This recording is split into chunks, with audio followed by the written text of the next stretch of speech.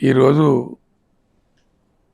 వివిధ ప్రాంతాల నుంచి రాష్ట్రం నుంచి వందలాదిగా వేలాదిగా తరలి వచ్చినటువంటి అభిమానులందరికీ నా హృదయపూర్వక వందనాలు. నాకు అనుకోకుండా జరిగినటువంటి యాక్సిడెంట్తో ఆసుపత్రిలో యశోద హాస్పిటల్లో నేను ఇక్కడ ఉన్న ఈ సందర్భంలో వైద్య బృందం సీరియస్గా నన్ను హెచ్చరించింది ఏంటంటే ఇన్ఫెక్షన్ వచ్చే అవకాశం ఉంటుంది, దాంతో సమస్య ఇంకా పెరిగి చాలా అవస్థలు వస్తాయి, మీరు నెలల తరబడి బయటకు పోలేరనే మాట చెప్తున్నారు. దాన్ని గమనించి దయచేసి మీ అభిమానానికి నేను 1000 చేతులు ఇచ్చి మీకు దండం పెడతా ఉన్నా. మీరందరూ కూడా ఈరోజు బాధపడకుండా మేము ఈ స్వస్థలాలకు మంచిగా క్షేమంగా వెనుదిరిగి పోవాలి. రేపటి నుంచి కూడా నేను రాష్ట్ర ప్రజలకు విజ్ఞప్తి చేస్తూ ఉన్నా, దయచేసి కనీసం ఇంకో 10 రోజుల వరకు ఎవ్వరు కూడా తరలి రావద్దని, అది అందరికి కూడా మంచిది కాదని చెప్పి నేను వినయపూర్వకంగా విజ్ఞప్తి చేస్తూ ఉన్నా. కింద ట్రాఫిక్ ఇబ్బందులు కూడా ఉన్నాయి. హాస్పిటల్లో మనం కాకుండా వేరే వందలాది మంది పేషెంట్లు కూడా ఉన్నారు ఇక్కడ. వాళ్ళ క్షేమం కూడా మనకు అంతే ముఖ్యం. కాబట్టి మీరు అన్యదా భావించకుండా క్రమశిక్షణతో దయచేసి మీరందరూ తిరిగి మీ ఇళ్ళ క్షేమంగా చేరండి.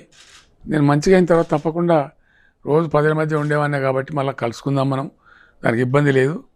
దానికి ఇప్పుడు కింద కేటీఆర్ కానీ మన అక్బరుద్దీన్ ఓవైసీ మన మిత్రపక్ష నాయకులు కానీ ఉన్నారు, వాళ్ళందరూ మీకు చెప్తారు.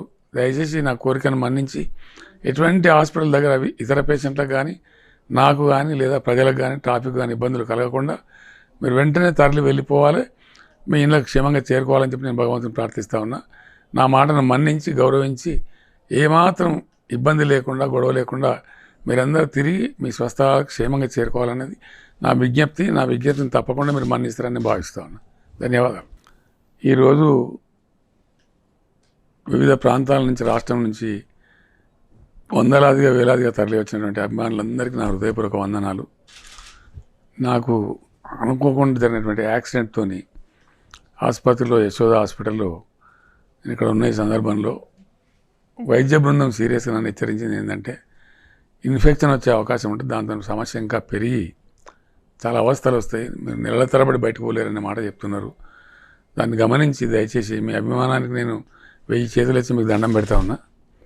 మీరందరూ కూడా ఈరోజు బాధపడకుండా మేము ఈ స్వస్థలాలకు మంచిగా క్షేమంగా వెనుదిరిగి పోవాలి. రేపటి నుంచి కూడా నేను రాష్ట్ర ప్రజలకు విజ్ఞప్తి చేస్తూ ఉన్నా, దయచేసి కనీసం ఇంకో 10 రోజుల వరకు ఎవ్వరు కూడా తరలి రావద్దని, అది అందరికి కూడా మంచిది కాదని చెప్పి నేను వినయపూర్వకంగా విజ్ఞప్తి చేస్తూ ఉన్నా.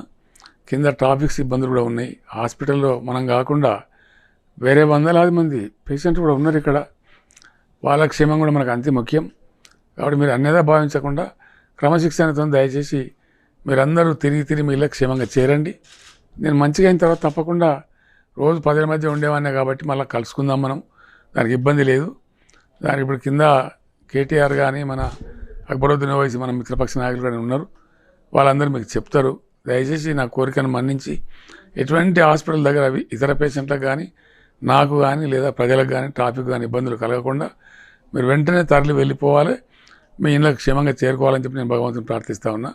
నా మాటను మన్నించి గౌరవించి ఏమాత్రం ఇబ్బంది లేకుండా గొడవ లేకుండా మీరందరూ తిరిగి మీ స్వస్థలాలకు క్షేమంగా చేరుకోవాలనేది నా విజ్ఞప్తి. నా విజ్ఞప్తిని తప్పకుండా మీరు మన్నిస్తారని భావిస్తూ ఉన్నా.